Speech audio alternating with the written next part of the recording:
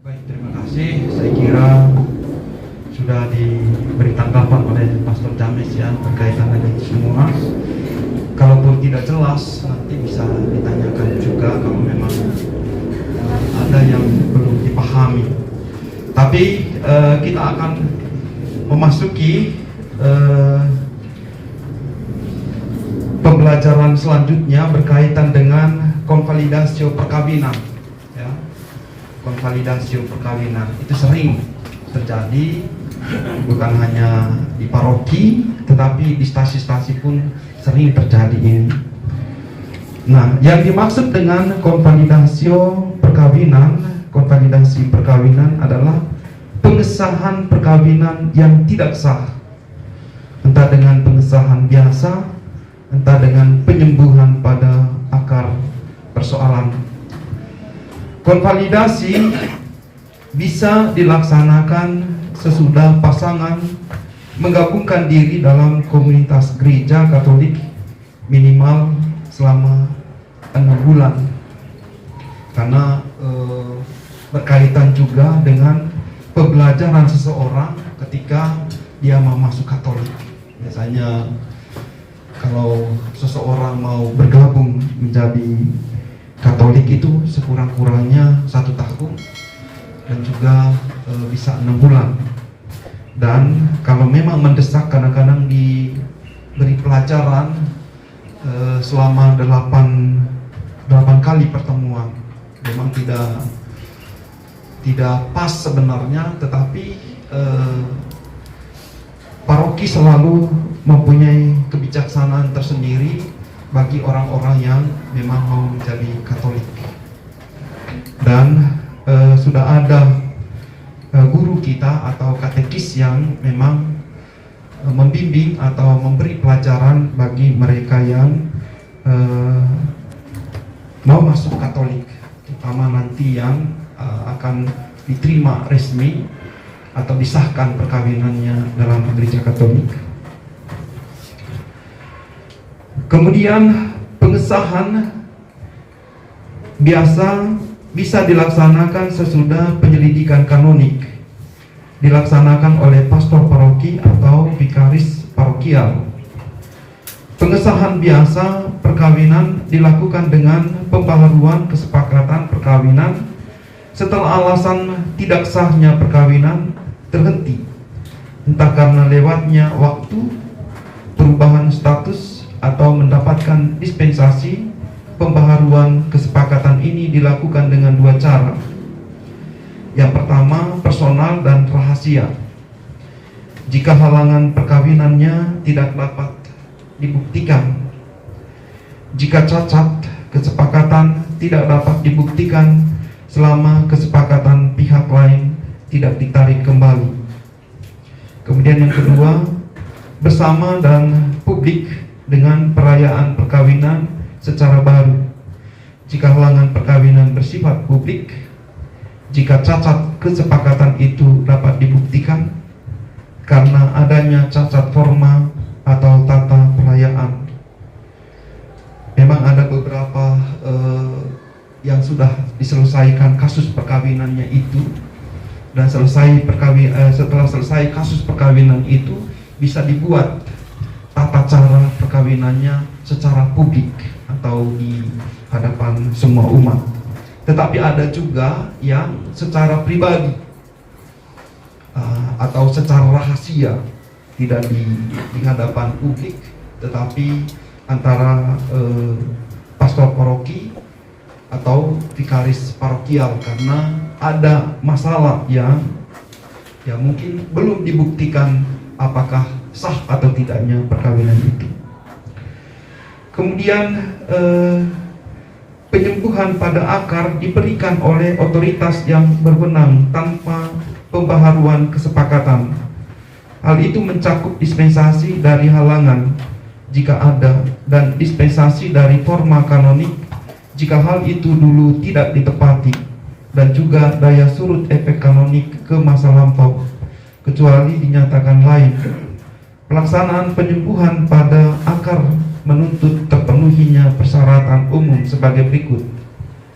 Kesepakatan perkawinan yang pernah diberikan secara benar tidak pernah ditarik kembali oleh satu atau kedua pasangan. Kedua, pasangan mau bertekun dalam hidup perkawinan. Yang ketiga, tidak mungkin dilakukan pengesahan biasa, misalnya karena kedua pasangan tidak mengetahui fakta ketidaksahan perkawinannya. Pasangan bukan Katolik tidak bersedia melakukan pengesahan secara Katolik. Kemudian pengesahan itu dilakukan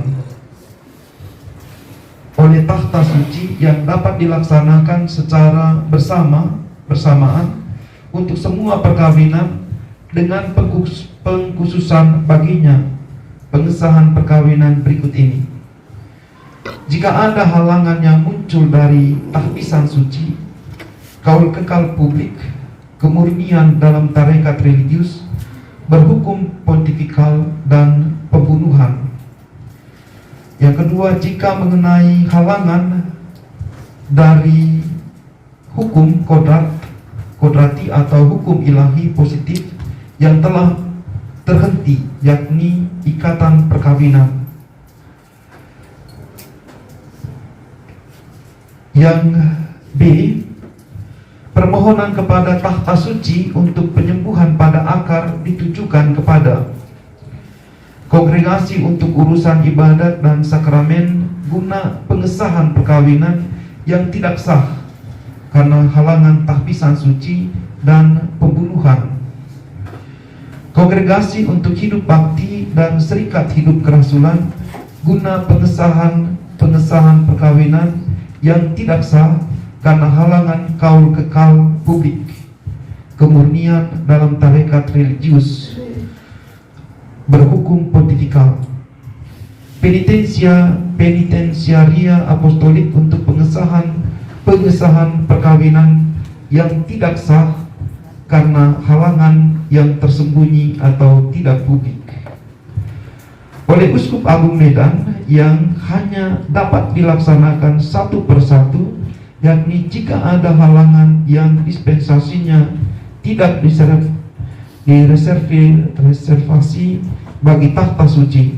Dalam hal ini, Uskup Agung Medan dapat memberikan mandat pelaksanaan kuasa ini pada orang lain.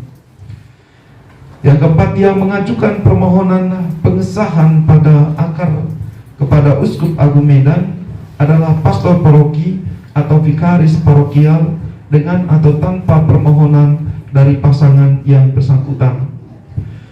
Proses pengajuan permohonan penyembuhan pada akar sejak mungkin didahului dengan penyelidikan kanonik, juga meskipun hanya pada satu pihak dari pasangan, melampirkan dokumen-dokumen terkait yang diperlukan, misalnya testimonium matrimoni, akte perkawinan sipil, akte kematian pasangan jika ada, surat baptis calon mempelai, dan khusus untuk pihak Katolik, surat baptis terbaru. Surat keterangan status bebas pihak bukan Katolik dalam perkawinan campur dan beda agama. Pernyataan dan janji pihak Katolik dalam perkawinan campur dan beda agama.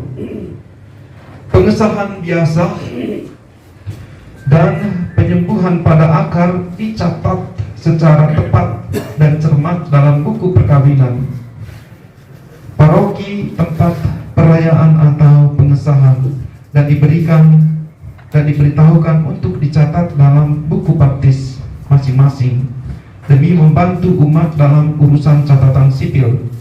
Maka tanggal perkawinannya dicatat seturut tanggal di tempat peneguhan awal dan peneguhan pada peneguhan awal, tetapi dicatat tanggal konvalidasio atau sanatio in radis.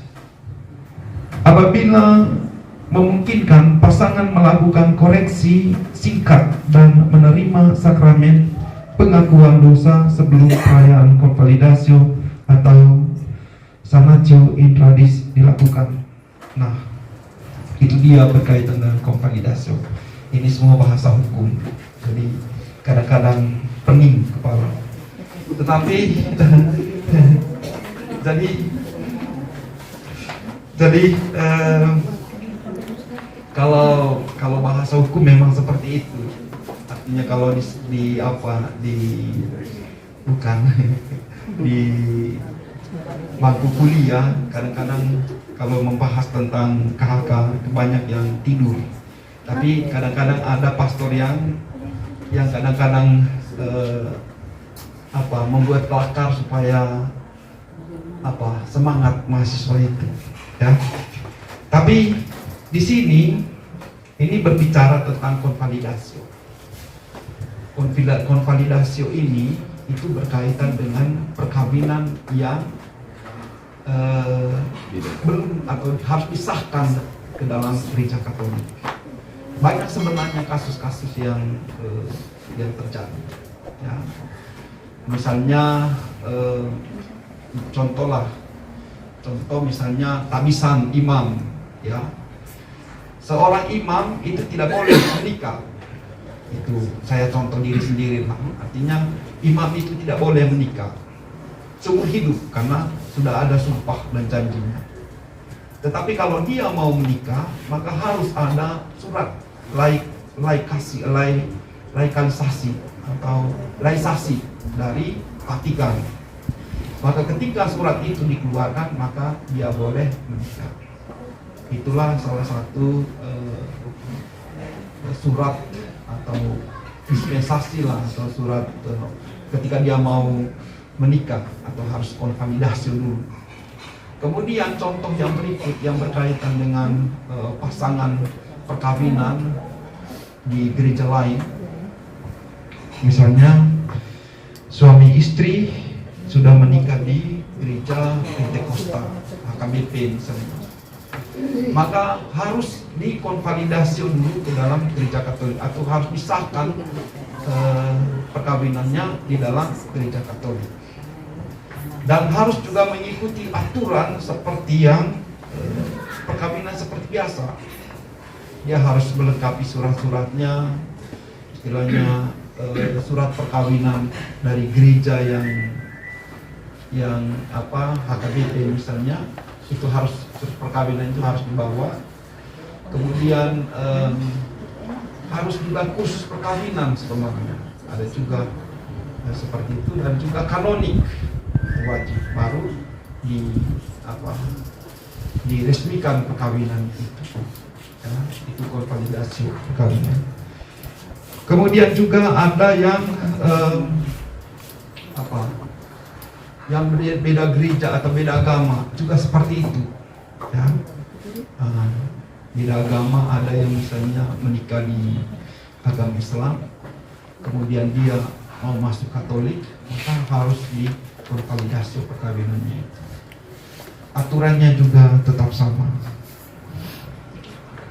Saya kira begitu.